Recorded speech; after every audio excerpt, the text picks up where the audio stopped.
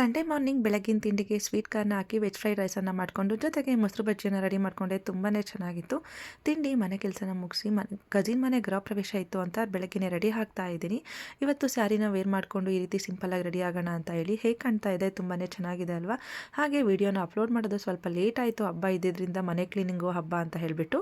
ನಾನು ಹೋಗೋಷ್ಟೊತ್ತಿಗೆ ಏನಿಲ್ಲ ಅಂದರೂ 10:30 to 11 ಆಗಿತ್ತು. ಹಾಗೆ ನನ್ನ ತಮ್ಮನೂ ಬಂದ. ಇಬ್ಬರು ಜೊತೆಯಲ್ಲೇ ಹೋದ್ವಿ. ಇದೇ ಮನೆ ಗೃಹ ಪ್ರವೇಶಕ್ಕೆ ನಾವು ಹೋಗಿದ್ದಿದ್ದು. ತುಂಬಾ ಚೆನ್ನಾಗಾಯಿತು. ಮನೆಗೆ ಗೌಡ್ರು ಗೂಡು ಅಂತ ಹೆಸರಿಟ್ಟಿದ್ದಾರೆ. ತುಂಬಾ ಚೆನ್ನಾಗಿದೆ ಅಲ್ವಾ ಹೆಸರು? ಮನೆಗೆ ತಕ್ಕನಾಗಿ ಹೆಸರು ಸಹ ಅಷ್ಟೇ ಚೆನ್ನಾಗಿದೆ ಅಂತ ಅನ್ನಿಸ್ತು. ಹಾಗೆ ದೇವ್ರ ಪೂಜೆ ಎಲ್ಲ ನೋಡಿಕೊಂಡು ಫೋಟೋನ ತೆಗೆಸ್ಕೊಂಡ್ವಿ. ಮನೆ ಅಂತೂ ಹೇಳೋದೇ ಬೇಡ, ಎರಡು ಮಾತಿಲ್ಲ ಅದರಲ್ಲಿ, ಅಷ್ಟು ಚೆನ್ನಾಗಿತ್ತು.